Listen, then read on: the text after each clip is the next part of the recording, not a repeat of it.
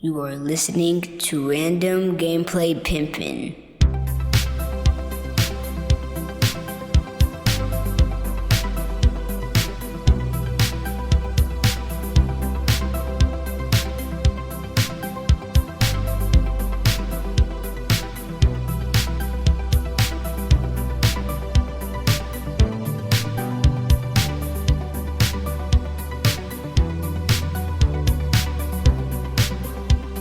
Going down, guys? What is going down? It is your boy Studio MacGyver, and you are listening to Random Gameplay Pimpin'. If you're new to the podcast, guys, welcome to the show.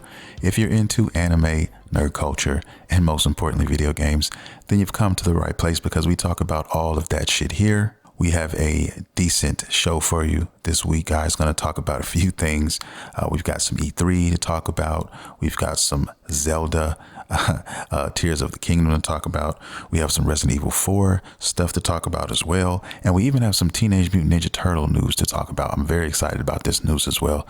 So we're going to get into all this and then some in this episode. This is going to be episode number 308. And without further ado, let's begin. I want to start first by talking about my anime watch list because there is no anime watch list this week. I was pretty swamped this past week. Didn't have a lot of time to watch a lot of anime. I spent a lot of time with my 10-year-old. He just turned 10, and we watched a lot of horror flicks. That's what we did, which was cool, you know, all that and then some, but no anime to speak of this week. Of course, I watched some of my weekly shows, but I really don't count that. It depends on if I'm binging or not. I like to talk about stuff I'm binging, and other than, you know, the weekly shows that I've been looking into, there's been no other anime to speak of. So with that being said, no anime watch list, guys, this week, but definitely tune in next week because I'm sure there will be some. Whenever I skip a week or whenever I go light on the anime, I usually pile it on pretty thick the following week. It's just how it seems to go for me sometimes. And hey, who knows? It may be it may be 2 or 3 weeks before I dive in it again like that. But usually for the most part, if I miss or if I go light 1 week on anime, I come back pretty hard the next time through. So without further ado, let's begin. Let's move on to the next lecture at hand. Man, a few things I want to talk about though. Some controversy, and I'm going to be talking about Resident Evil 4. Okay, I'm enjoying the hell out of this game. I just want to put that out there. I also want to put out there what I said last week as well. The reviews are out. The reviews are great. They're excellent. But there have been some assholes out here who have been trying to review bomb the game. And I was trying to figure out why that was. And then I dug a little deeper and I discovered the reason for this. And this is going to go down a rabbit hole that is just, in my opinion, ridiculous at best. But I'm going to talk about it because I've been seeing it and I want to address it because I'm a huge Resident Evil fan. And when I see shit like this, man, I just have to call it out and give my opinion on it, man. I think it's ridiculous and I'll get into it. But the reason why people have been review bombing this game is because of one actor, okay? One voice actor who was doing one character whose role in the game was pretty small, okay? And we're talking about Ada Wong, okay? Ada Wong is definitely a fan favorite amongst a lot of Resident Evil fans, but her time in Resident Evil 4 is swift, is short, is sweet. And apparently some people are a little butthurt, and that's putting it lightly, about the actress who plays this character in this game, okay? And this is the part that really kind of rubs me the wrong way. This is what I don't understand. It's a female actress. They're basically running her off the internet because they didn't like her skills or they didn't like the way she sounded as Ada Wong, as the character. Okay, I think her name goes by Lily Gao. I think that's how you pronounce her name. But yeah, it's really a travesty, man. They ran her off the internet. She's pretty much thrown away all her social media. I don't want to say she's thrown them away, but she's just went off. She's not on them anymore. I guess she's been being bombarded by a lot of rabid fans. And she just said, fuck it, I don't want to deal with this. So I'm not going to be participating in my social media outlets, which I think is retarded, man. I think it's ridiculous that you feel so strongly about a voice actor or actress that you're willing to chase them down and insult them. Okay. she was hired to do a job and she did her job. Okay. I think if I'm not mistaken, she also played Ada Wong in a Resident Evil animated movie. I want to say that she did also. And they liked her so much apparently that they wanted to use her moving forward. Now, I don't know what happened to the last voice actress who played Ada Wong. I mean, if you remember, guys, this game came out years and years ago, like on the Nintendo GameCube. Okay. That's when it was first. That's when I first played it. I can't remember what year that was, but it was definitely a little while ago. Okay. I don't know if they couldn't locate the original actress or whatever, but I felt personally, I haven't beaten the game yet, but I'm close, and I have no problem with the voice actor on this game. Okay. I wasn't even thinking about that. It's the last thing I was thinking about. And what people fail to realize is that when you're dealing with remakes and games that came out years and years ago, and then you want to bring them back, a lot of the time you're not going to have those same actors and actresses on the fucking project. You're just not going to do it. And also on top of all of that, they're not going to make the game exactly how they did before. There was a lot of things cut out. There was a lot of things changed in this game that wasn't in the original for the better, in my opinion.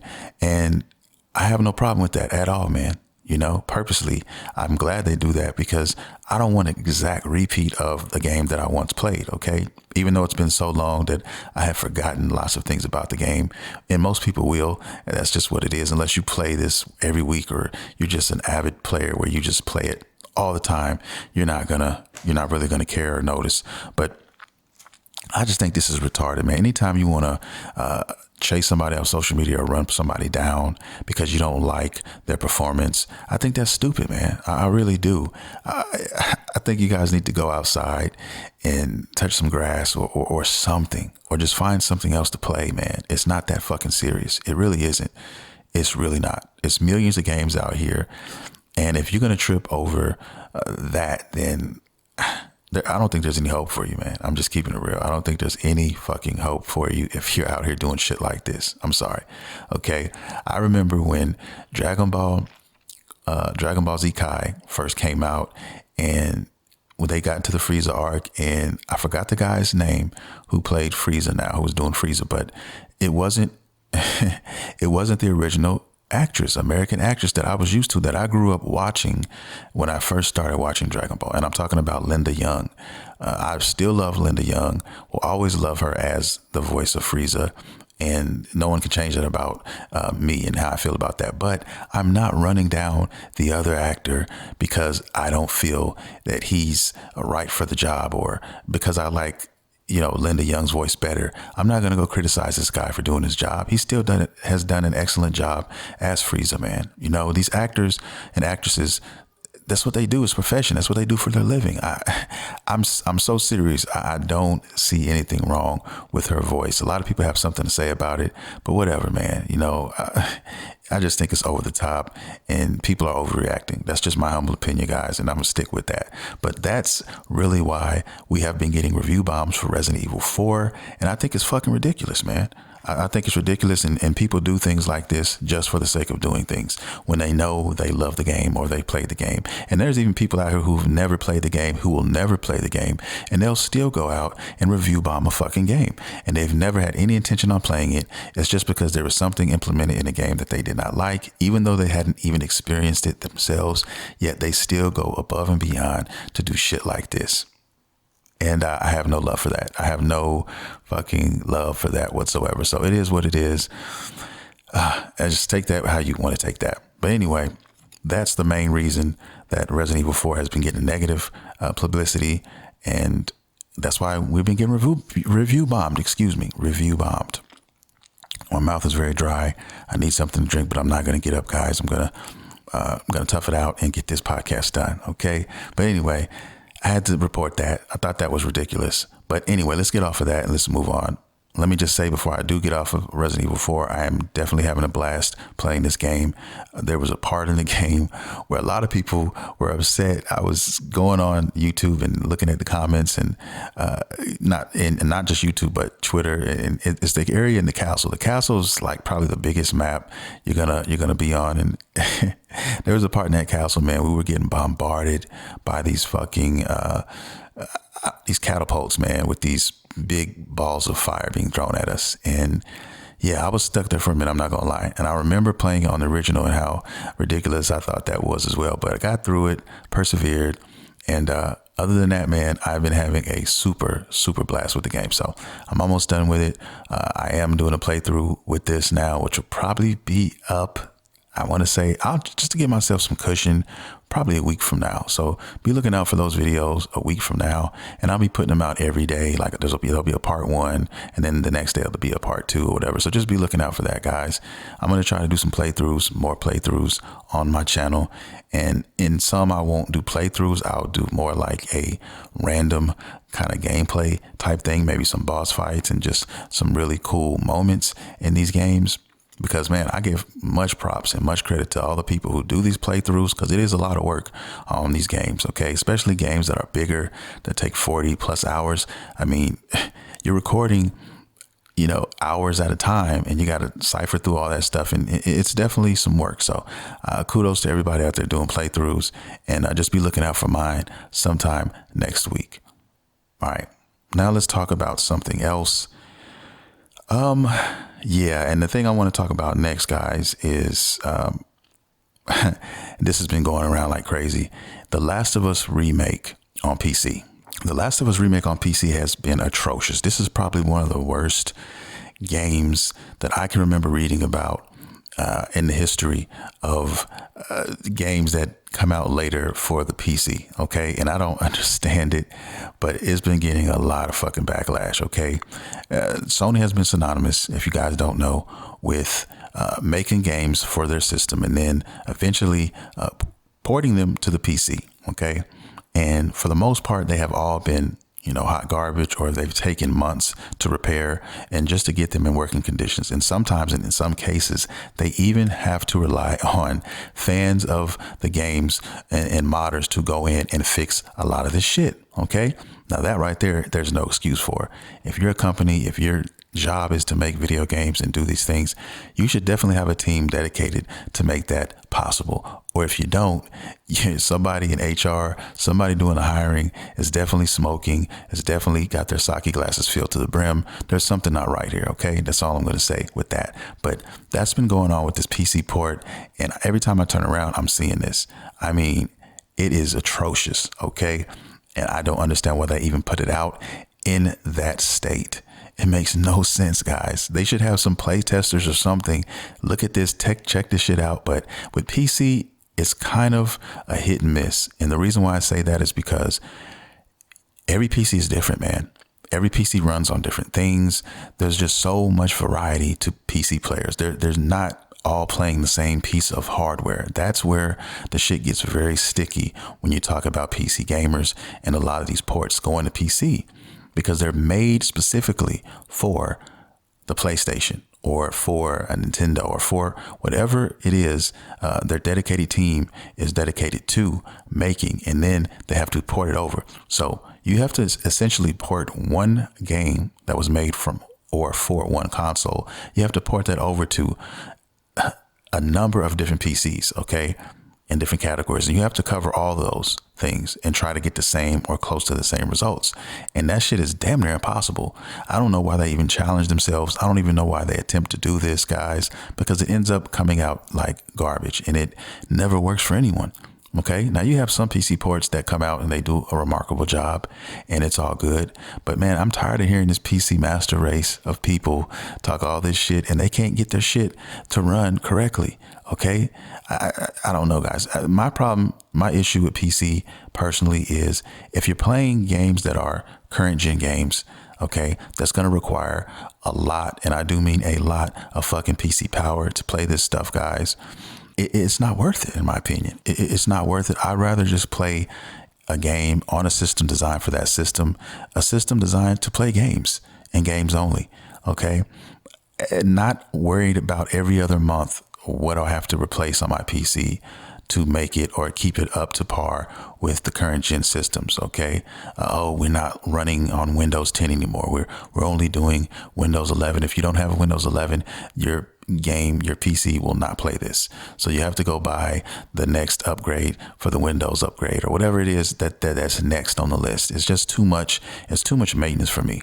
Okay. I want to play a game and worry about that. Okay. And any kind of maintenance that's being done, it's automatic. Okay. You get notified by Sony or by Microsoft or by Nintendo. Hey, we need an update. Go ahead and update now. Okay. And we let it do its thing. And then after that, boom, we're done. We don't have to manually update it ourselves. We don't have to manually go in, change configurations, do this, do that, and hope that the shit plays right. And then keep messing with it and doctoring it up every time there's something that's not working for us in the game. That's just too much work, guys. It's just not worth it for me. I'm not saying no one should do that. Or if you enjoy playing PC games, hey, more power to you guys. If I play a PC game, I've said this many times, I'm playing retro type games that I can run on pretty much any type of PC or my phone or whatever. Okay. I'm not trying to worry about that extra shit. And that's just me. And that's why I stick to console gaming. Okay. Because PC is just too much, man. I'm just not. And it's very expensive too. It's overpriced. And if I'm paying that much money, if I'm putting that amount of cash into hardware, I do not want to spend any extra time trying to make shit work that I've already paid for. I'm not trying to do that. I'm not trying to worry about having to buy another piece of software after 2 months because this game, for whatever reason, is not going to support that. It just doesn't make sense to me. You've already paid thousands of dollars for some of these rigs, and it's just not up my alley. So that's how I feel about PC gaming in a nutshell. I know there are plenty of exceptions to these rules, but for the most part, man, that's what I'm seeing here. And that's what brings me to this subject anyway. We're talking about a port of a PlayStation 3 game that was eventually converted to PlayStation 4 and eventually going to PC. And they cannot get this shit to work. Okay. The complexities in the PC space when it comes to these games are astronomical. They're not. And these guys are smart. These guys, a lot of them are geniuses and they can't figure this shit out. If they can't figure it out, then who fucking can? You know? So I'm just saying, all PC players, if you're thinking about going out and getting these games and doing that, make sure you at least cover your bases. Make sure you at least check the reviews out and check out what's going on with all this stuff, man. Because if you don't, you're going to end up being $70, $75 poorer. And you're also going to be frustrated because you can't even play the game you just blew your money on. All right. And usually when you buy games on Steam and on PC versions, they don't do physical copies. OK, they do download only. And you'd buy that. It's going to be very hard to get your refund back because shit doesn't play unless it's just astronomically bad like we have here. Now, I'm sure if you went to Steam or something, you say, hey, I need my money back. The shit's not working correctly. I'm sure they may give you your money back, but I'm just guessing here. Sometimes you spend it, you lose it. Okay. And that's all I'm saying here. So PC gamers, definitely beware about all of these things. And that's what we're going through. And that's what we're looking at right now with this Last of Us remake. Okay. All right. I've talked so much about that. My mouth is really dry. But anyway, let's move on. And let me also let everybody know, please excuse the noise if you hear anything in the background, because for some reason there's a dog or dogs, I can't make it out right now, that are in heat, or there's something going on in the backyard. And this is the only time I've ever heard them before since I've been here. And I've been here 2 weeks now. And for whatever reason, they're doing something. And I guess it's very disturbing. But if you hear anything, I'll do my best to edit it out. I'm just giving you guys that notice in advance. Okay, yeah, they're crying. They're doing all kind of crazy shit. And I can literally hear them now. So please bear with me. And if you hear any of this in the podcast, I apologize in advance. Now, moving on, let's definitely talk about some juicy news. And I want to really get into something I'm really excited about, guys. And it revolves around the Teenage Mutant Ninja Turtles. Yes, you said it right. And a story that's really popular that really kind of put the Ninja Turtles back on the map for casual fans.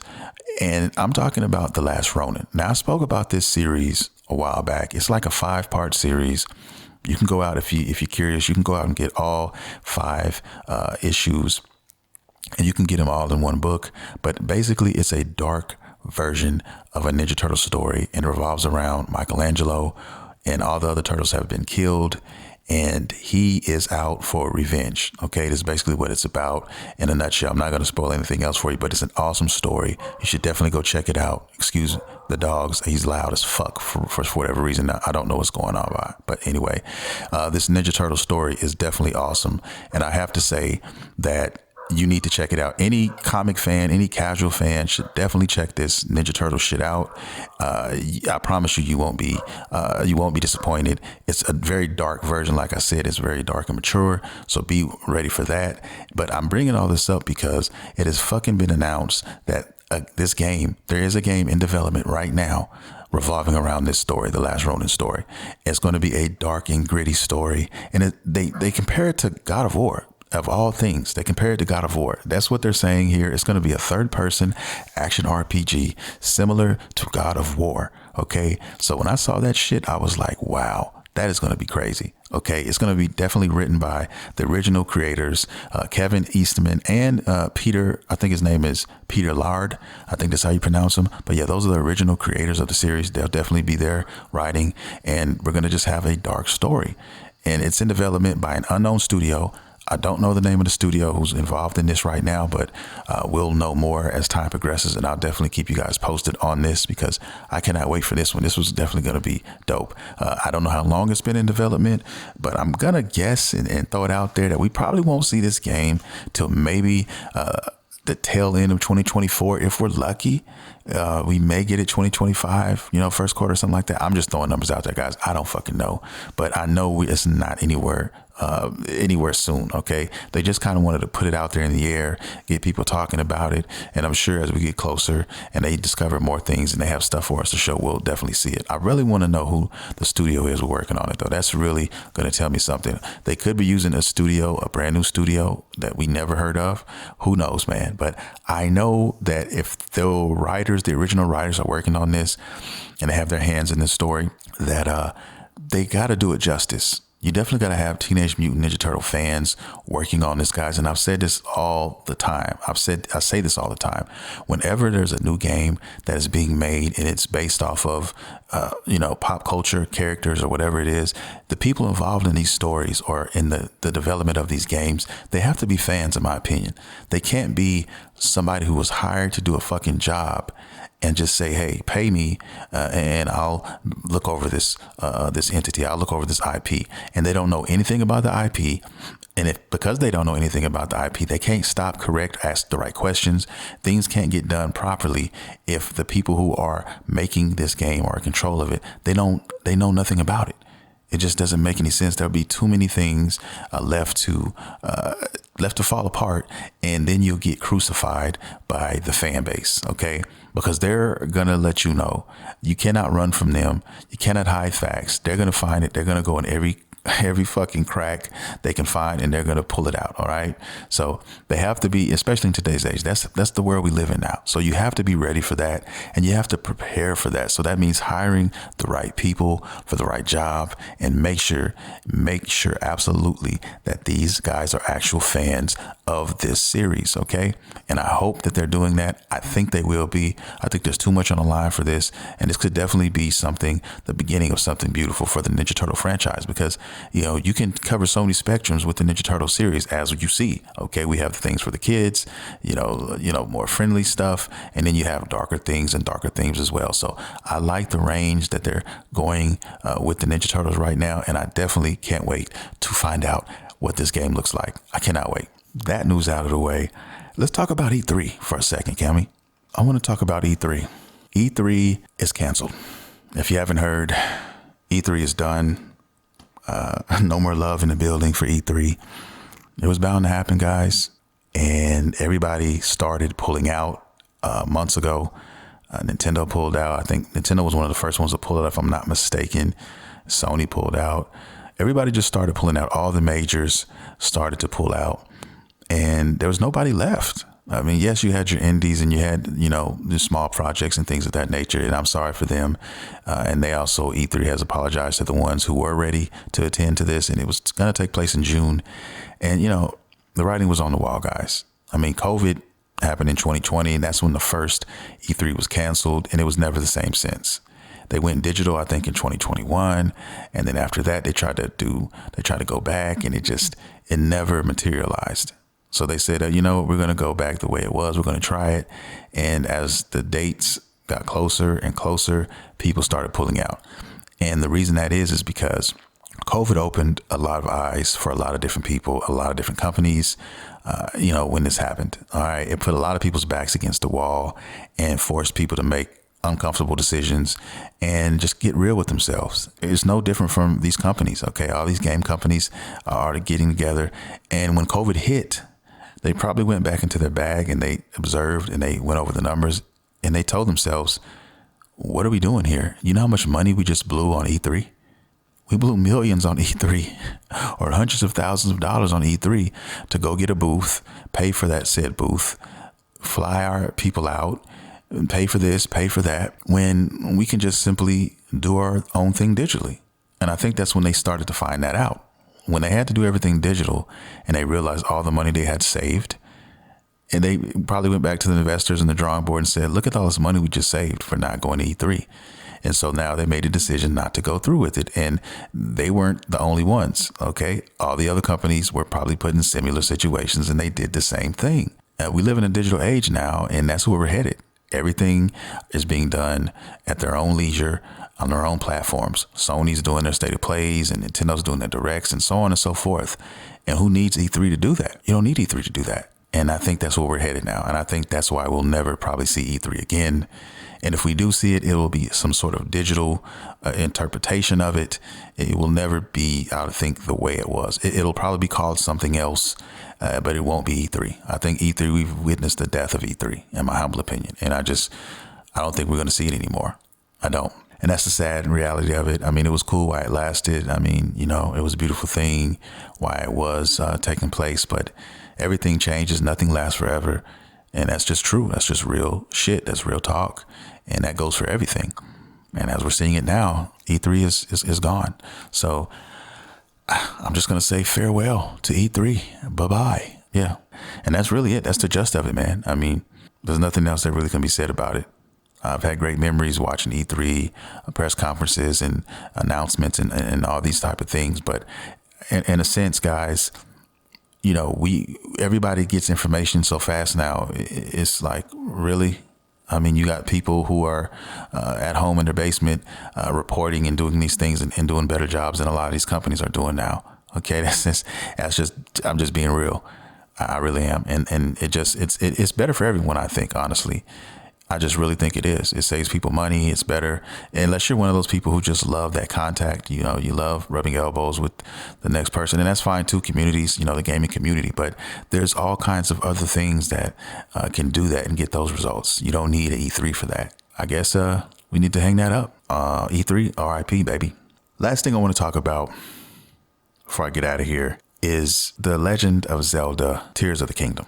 All right, we got a good solid over 10 minutes of gameplay, okay, and some commentary on this game. So now I think we have that was enough time to give us an idea of what we're going to be getting into when we play this game. And I have to say, I was very, very satisfied with what I saw.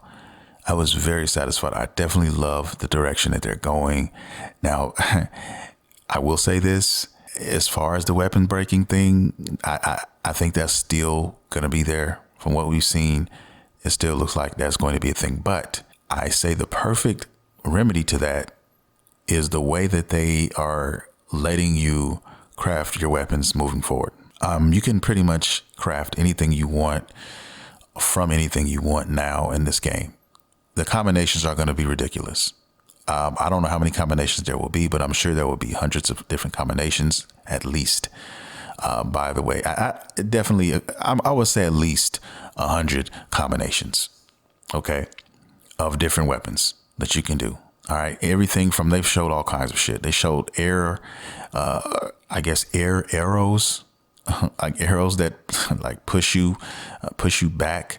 I've seen, they showed a part where this guy Link was trying to shoot a bird out of the sky, and he couldn't do it because the bird was flying around. He just wouldn't sit still. So he took an eye from one of his enemies that he had killed, and he put it on the arrow and shot the arrow, and it turned it into a heat sinking type of weapon. So it followed exactly where the bird was, and it shot him down.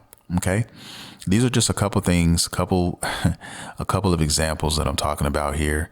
There was a part where there was something falling from the sky, okay, a far distance away, but you could see it. It was close enough to where you could see it, but you just, from our eyesight, I saw something just off in the distance falling from the sky.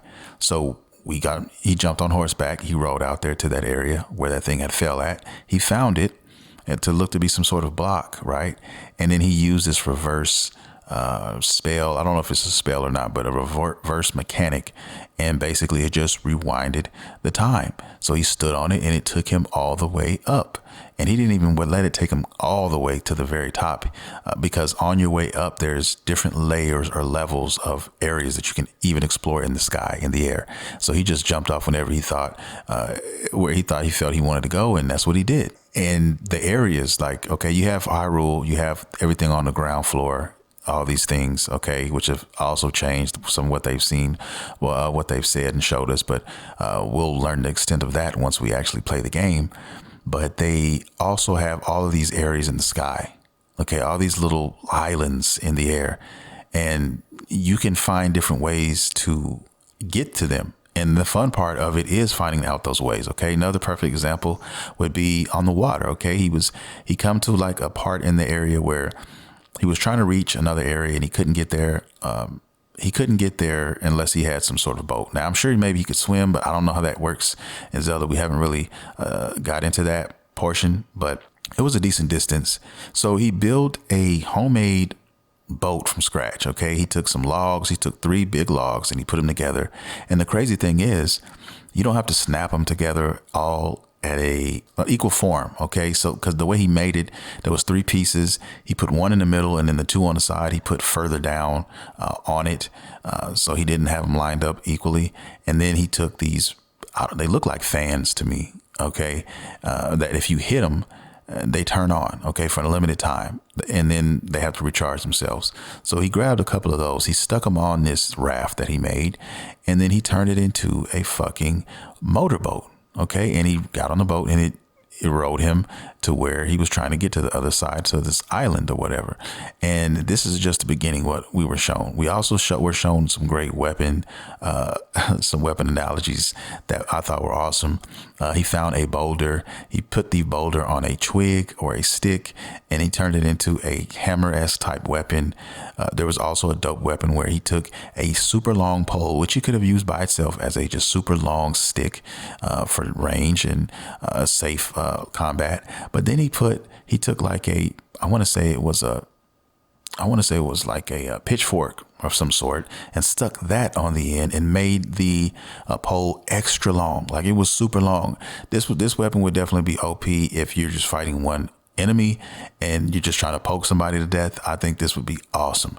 Okay. And he made that, put that together. It also lasted longer if you combine it with different things, so it won't break as fast. So you could literally just go out, find these items, farm these items, and then make yourself a stable of these fucking weapons and do it like that. There's all kinds of different ways you could do it. So, and technically you'd never run out of weapons. And I never found myself running out of weapons in Zelda. It's just the constant breaking of the weapons. And I didn't want to keep on, relying on that. But it's all good, whatever. I think this is definitely a welcome mechanic to this game, and the sky's going to be the limit. I'm very, very anxious to see what people are going to come up with in this game, what kind of weapons people are going to discover and make. It's going to be crazy. It's going to be awesome. And the way I've seen some things in the book, because the book got leaked a while back, and I looked at it. I'm not going to say anything because I'm not going to spoil anything for anyone, but I saw some shit in that book, man, that definitely gave me high hopes. And now, seeing what I just saw now, my mind is even blown even more, because the book, I didn't see any of this that was discussed here in the book. Okay. So that right there in its own self is amazing. And like I said, it's going to be fun. May 12th is definitely going down. The guy at GameStop told me, hey, look, you probably want to get that pre-order done as soon as possible. Okay. Because this shit is definitely going to be, this is going to be a hard game to get if you don't jump on it now. You might have to wait for a second run or something like that. Physically, I'm talking about physically now. This is definitely a game you should have physical, and that's just me. Especially Nintendo games, you know, when they can put most of the game on the disc and you're good. I love my physical games, so definitely Nintendo is one of those where you can play them offline. You don't have to worry about the fuckery and all that. And they're one of the last ones left out here with the cartridge-based games. But yeah, it's going to be great, guys. Breath of the Wild. Why do I keep saying Breath of the Wild? Not Breath of the Wild. Tears of the Kingdom. Okay, it's going to be awesome. Breath of the Wild was awesome though too. Let's not get it twisted. Please don't. It's just I now see why they waited so long before they put this one out. They wanted to make sure it wasn't, you know, just a simple, you know, sequel. It wanted to bring more to the table. They wanted to make sure that they exhausted all of their team on this system by itself, because I keep having to remind people that when Breath of the Wild came out, it wasn't just on the Switch, it was also on the Wii. So they were trying to make it for two systems. And now with this Breath of the Wild game, with the Tears of the Kingdom, game, they are able to focus solely on this piece of hardware and make it as pristine as possible.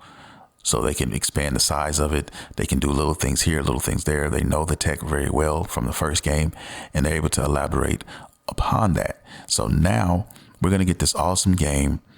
And I can't wait. I can't wait to see what is out there. It's going to be awesome, guys. So with that being said, that is going to do it for the show. I want to thank everybody for coming out, streaming, downloading, and just showing your love and support for your boy. And we do this every Monday, same bat time, same bat channel. So just look for us every Monday morning, and we can't miss. Every now and then there'll be one that I skip or miss due to personal issues, but usually every Monday, man, like clockwork, we're here. Okay, we're over 300 episodes strong out here, and we keep going. We're not going to stop. So yeah, definitely check out my TikTok as well, the Random Gameplay Pimpin' TikTok. And all my Dragon Ball fans, please go to DragonBallDrip.com, get you some merch, get you a hoodie, get you a hat or something. Or also, if you want to show more love, go ahead and support the Dragon Ball Drip TikTok. We're almost at 2,100 followers, which is cool. And, you know, I'm going to try to get to 10,000, man. The road to 10,000 over there, baby. Okay. So be looking out for that. Also check out my Anime Campfire TikTok over there. Okay. Anime spelled anime, campfire spelled with a K. All right. Definitely check that one out as well. We got different anime stuff over there. I'm trying to grow that. So you got a lot of stuff in the works, man. Just show your love. And that's all I need from you guys. Okay. I appreciate all the listening, all the downloading. Like I said before, I love you guys so much. Without you, I would be nothing. So thank you. I'm going to get out of here now. I got this editing to do, get these dogs off of here if I can. And then I will see you guys next week. Without further ado, it has been a blessing. It is your boy, Studio MacGyver, and you have been listening to Random Gameplay Pimpin'. See you next time.